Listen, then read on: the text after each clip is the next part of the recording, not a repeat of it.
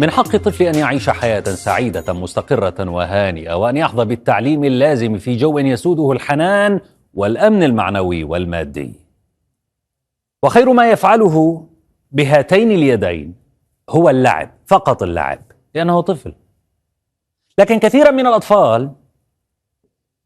الأطفال يتحملون مسؤوليات العمل لإعالة الأسرة، هم أطفال. فإذا سرت بسيارتك في صنعاء مثلا تصادف أطفالا يقفون في البرد والحر يبيعونك ماء، مناديل، أو يلمعون لك بلور السيارة مقابل الأفلاس، القروش. هذا الطفل اللطيف اسمه عبد الله الآنسي، يعمل عند إشارة المرور بجولة الرويشان، يمسح بلور السيارات. لكنه طفل، بقلب طفل، بروح الطفل، باهتمامات الطفل، بجمال الطفل ومحبته للحياة. ثم إنه موهوب، أذنه موسيقية، عندما يسمع أغنية من نافذة أحد السيارات أو إحدى السيارات المارة يبدأ بالرقص. انظروا ما أجمل رقصه.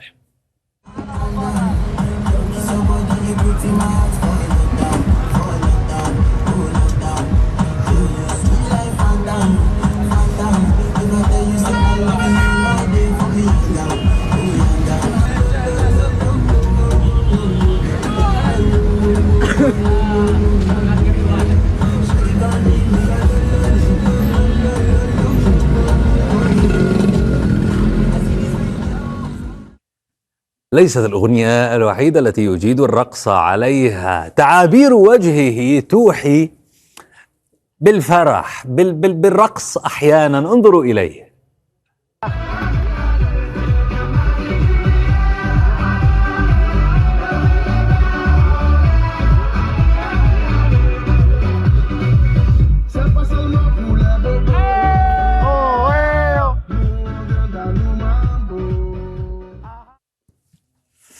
اليمنيون تابعوا رقصة الطفل عبد الله ولا يعرفون أن اسمه عبد الله، لأنني أنا الذي عرفته وتحدثت إليه أو بعثت له بالأسئلة، سأريكم. لكن من التغريدات محمد عبد الولي يقول لك: الجانب المظلم في الفيديو أنه طفل يعيش يتحمل مسؤولية أسرة ويصرف عليهم.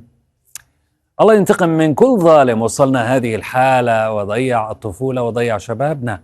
بروفيسور إريك يقول: الألم أصل كل إبداع، وأي إبداع بدون ألم يكون مبتورا غير كامل. أتمنى أن يكون حاله هو حال أطفال اليمن أفضل في القادم.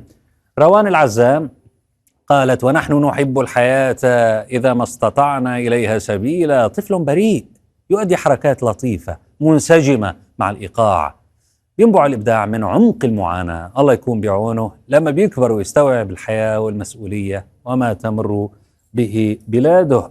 أما بالنسبة للبزالي خليل يقول: كثير من أطفال اليمن والذين شاردتهم الحرب يعملوا في هذه المهنة، والتي هي من أشرف المهن لأنهم يعيشون بها أسرهم. تواصلنا مع هذا الطفل عبد الله الآنسي وسجل لنا مقطع للإجابة على بعض من أسئلتنا، استمعوا إليه. أول بداية علمنا أبي، والبداية بيساوي أجربي ولا أنا أي حاجة ضرب. أنا أسمع أول مرة بالجو العقبي بالإمتري، تعلمت بالبيت، وبعدين طلعت عدت تعلمت المغاني عن السيارة. بطلت أدرس من سبب الألف باليمن، تعلمت الخامس.